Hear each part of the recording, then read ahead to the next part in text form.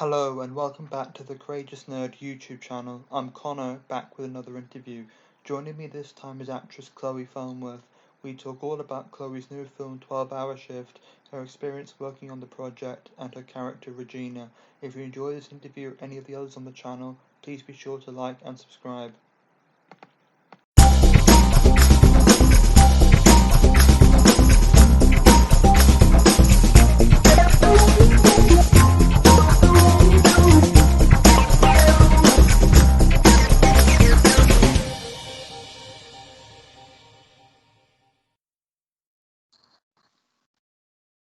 Great, so welcome and thank you for taking the time to do this. Of course, thank you for having me. Great, and congratulations on your role in 12-Hour Shift, and how would you pitch that to anyone who hasn't watched it? Thank you. 12-Hour Shift is a dark comedy thriller about a nurse who has a side problem of, she had a few drug problems on the side, and she also has an underground kind of organ smuggling business going on.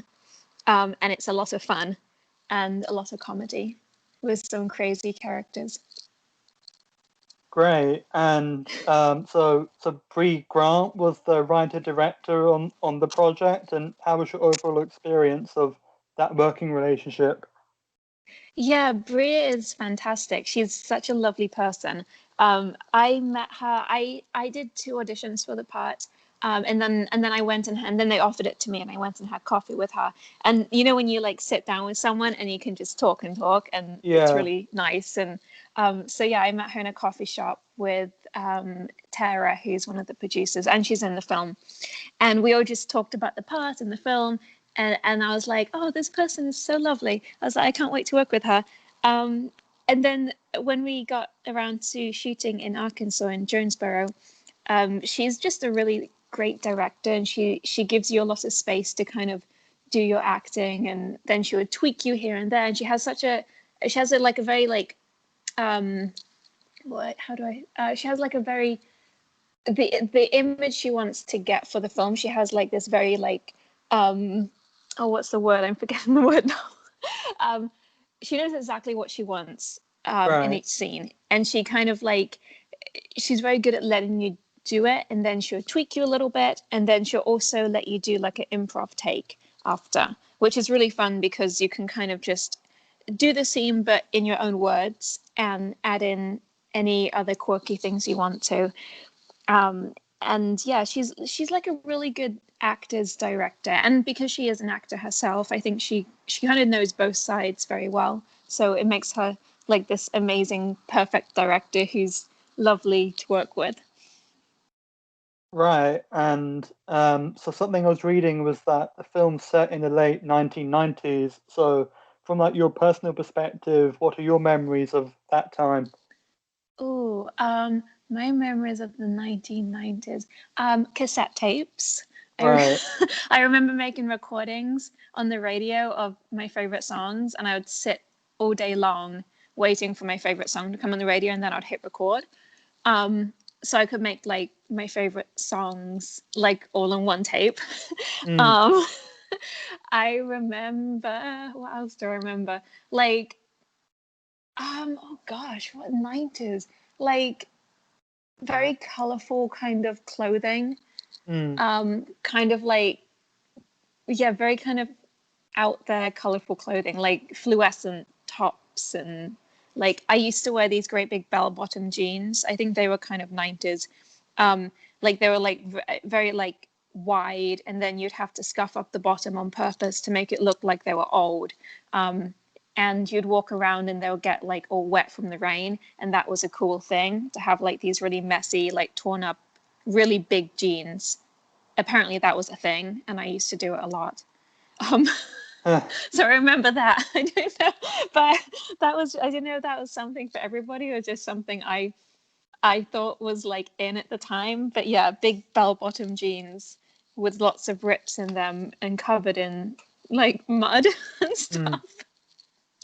I thought that was cool. But yeah, that, I guess that's kind of some of my memories of the 90s. Um, right. And chokers, you know those chokers you wear around your neck? Yeah. Chokers, yeah, and eyeliner. I Mm. remember trying to put on eyeliner when I was younger. Yeah. Um, Right. And as you were saying before we did the recording, you're originally from Herefordshire, not Hertfordshire, Herefordshire. yes. And so was working in the United States always a goal for you? Yeah, pretty much. I remember I kind of grew up in a very I guess like rural upbringing. I was homeschooled my whole life, and we didn't have like a TV or telephone or anything else. It was very like hippie. Mm. So I grew up not really thinking about other countries, but I grew up like wanting to be an actor, and like I used to put on shows for my parents all the time, and I went to acting classes from about 10 years old.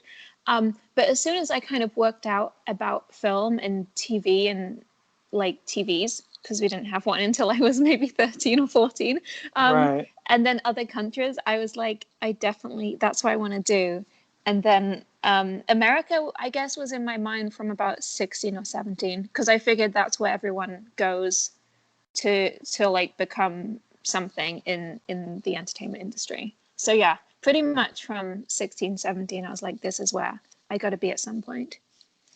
Right. And in your opinion, how different is your character Regina from 12 Hour Shift, or I guess different or similar to other characters you've played? um she's really different. I haven't played anyone like her. She's very different. She's kind of out there, um Hmm. and a lot of fun. I haven't really done like a comedic part before. um Sure. so it was really awesome to kind of get this part where I could be more comedic and not just a dramatic part, I guess. But yeah, very different to anything I've ever played before, and a Right. whole lot of fun. Right. And one of your co-stars is David Arquette, who was in Scream, which is kind of a similar kind of blend of horror and comedy. So do you think Mm. those films were an influence on 12 Hour Shift? Yeah, definitely. I think so. And I think just having someone like David Arquette in 12 Hour Shift as well, and since he's done kind of similar genre films like that before, I Hmm. think it adds a lot, because it's kind of, I don't know, it's yeah, because he's done some like a good few similar. So I think yeah, it's definitely, yeah, it's definitely good. Um and definitely kind of plays a part in it that he's done like the Scream films, and 12 Hour Shift kind of plays along the similar kind of dark comedy thriller. Right. And looking back on the time you spent shooting the film, are there any days or moments that stand out in your mind?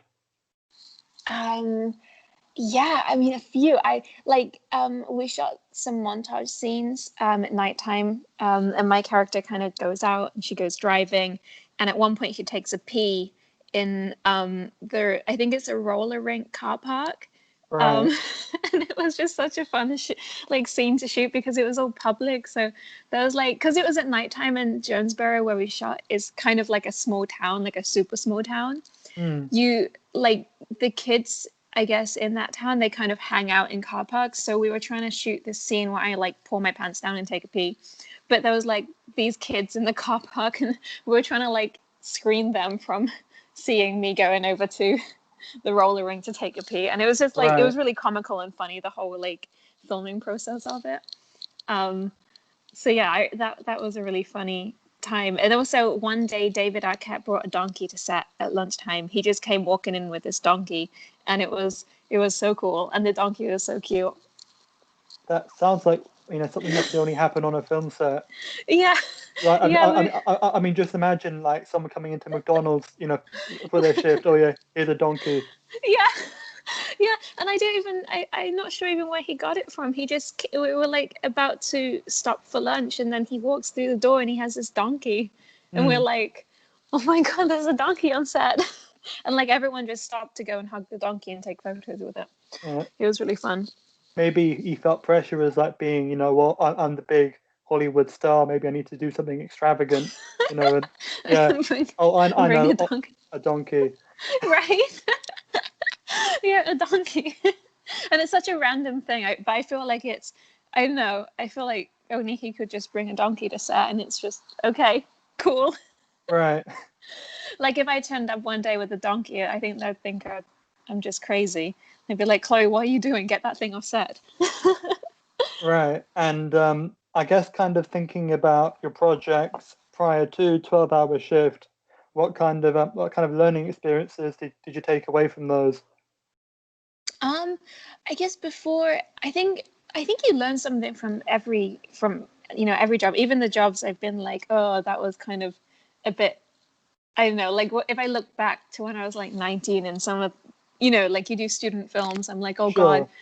And but I think even like the not so good projects you can take stuff from and use it in the future.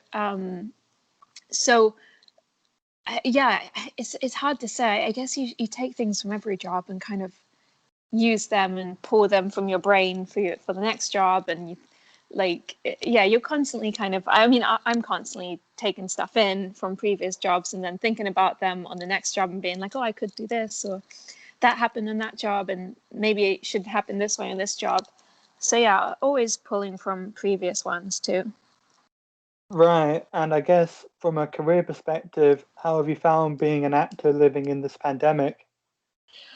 Well, here everything has just stopped pretty much since mid-March when we had shut down. So Sure. it's been very quiet. The last 2 months, I'm starting to get auditions again, which is lovely, but it's still very few and far between. Nothing compared to what it used to be. And everything is from home, so it's all self-tapes. And then I've had a few Zoom callbacks, which is very strange because you're kind of talking to people on Zoom and like you're kind of being directed through the computer, and it's very like it's very different to doing it in an actual audition room with people being Right. there and giving you direction. So it's very different and kind of weird. And also, you don't know how many people are kind of watching on the Zoom call because a lot of them are like muted out and they can just watch. So it's very strange, but I think in the future it's definitely going to pick back up and things will get back to normal or somewhat normal. It'll be a new normal, I guess. Right. Um, I think it's just probably the rest of this year and early next year, it's still going to be quiet. And it's still going to be all of the, auditioning from home and, Yeah. callbacks from home. So everything's going to be online and viral, or not viral. Yeah, online is the word. Yeah. So yeah, it's very different. And it's sad that everything is stopped. So yeah, and I hope in the future things, can go back to somewhat normal and work can continue and things can be made and everything. Right, for sure. And I guess kind of on the tangent of where you're going with that, of it being difficult to film this year, do you have any upcoming projects people could be looking out for? I have something that I might be shooting in Iceland, but Right. I'm waiting to hear and for everything to be confirmed on that one. And then apart from that, I'm just back to auditioning really and Hmm. just seeing what I know. I'm excited to see what the next job is. So, but yeah, Right. back to the few auditions, and hopefully one of those comes through. Yeah, and this is actually the last question I've got here. And Okay. obviously, we're all living in a tough time with the pandemic, as we were kind of talking Mm. about. So, if you could offer advice, I guess, to fans of you or fans of your work, what do you think it would be? Just to stay really positive and to know it's not forever. This Mm. will be over at some point. Um, and to keep like working hard and pushing for what you want and not to let, I guess, a pandemic stop you from, following what following your career, and don't let it stop you basically. Just know that it's not going to be forever. It's a short-term thing. Yeah, I think that's great advice to give to Yeah, people yeah, who could be struggling. Yeah, yeah. that's Because I great. guess a lot of people are stuck at home and people on their own, so it gets definitely hard and stressful. And you're like, oh, your life or your career is over. But I think if people know that it's it's is just something for a period and it will end at some point, and just to know that it's not forever. So yeah, Yeah, that's what I would tell people. that's great. Um, Yeah. I can stop the recording if you're all good with that. Yeah, sure. Yeah. Right, I'll do that.